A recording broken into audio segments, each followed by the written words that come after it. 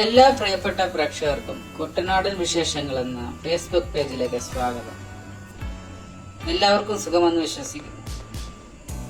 അങ്ങനെ ജലോത്സവ ലോകം വീണ്ടും വള്ളംകളിച്ചൂടിലേക്ക് വന്നിരിക്കുന്നു. അണിയറയിൽ ഒരുക്കങ്ങൾ പൂർത്തിയായി വരുന്നു. ഇന്ന് നമ്മൾ ഒരുക്കാൻ പോകുന്നത് നടുഭാഗം ചുണ്ടനെ കുറിച്ചാണ്. ഈ വള്ളത്തെക്കുറിച്ച് പറയുകയാണെങ്കിൽ നെഹ്റു ട്രോഫിയുടെ പാരമ്പര്യത്തോളം തന്നെ ചരിത്രമുള്ള ചുണ്ടനാണ് നടുഭാഗം ചുണ്ടൻ. വള്ളംകളിയുടെ ആവേശത്തിൽ നെഹ്റു ആദ്യമായി ചാടിക്കേറിയത് നടുഭാഗം ചുണ്ടനിലായിരുന്നു.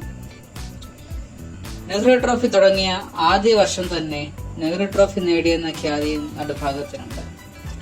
അതിനുശേഷം നടുഭാഗത്തിന്റെ വിജയ ചരിത്രം അത്ര തിളക്കമുള്ളതായിരുന്നില്ല. അങ്ങനെ വർഷങ്ങൾ കടന്നുപോയി. നടുഭാഗം ചുണ്ടന് നെഹ്റു ട്രോഫി ഒരു കിട്ടക്കനിയായി മാറി തുടങ്ങി.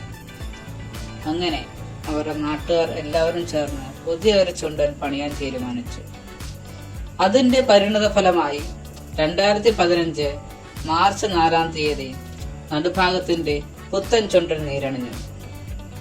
നീരടിഞ്ഞ വർഷം മുതൽ പങ്കെടുക്കുന്ന എല്ലാ ജലമേളകളിലും വളരെ മികച്ച ഒരു പ്രകടനം തന്നെയായിരുന്നു ചുണ്ടൻ നടത്തിയത്.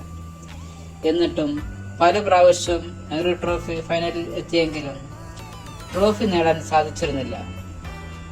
അങ്ങനെ 2019 നെഹ്റു ട്രോഫി സീബലിനു വേണ്ടി പള്ളാത്തുരുത്തി ക്ലബ് വള്ളം ഏറ്റെടുത്തു. അങ്ങനെ പതിറ്റാണ്ടുകൾക്ക് ശേഷം നെഹ്റു ട്രോഫി നേടി നടുഭാഗം ചുണ്ടൻ വിജയശ്രീലാളിതനായി. 2019 ആദ്യ CBL കിരീടവും നടുഭാഗം തന്നെ നേടി. അന്ന് CBLിലെ 12 കളികളിൽ 11 ജയിച്ചാണ് അവൻ കിരീടം നേടിയത്.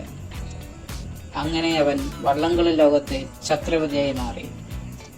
2025 NWR CBLിന് വേണ്ടി നടുഭാഗം ചുണ്ടൻ ഏറ്റെടുത്തിരിക്കുന്നത് PBC പൊന്നമടയാണ്.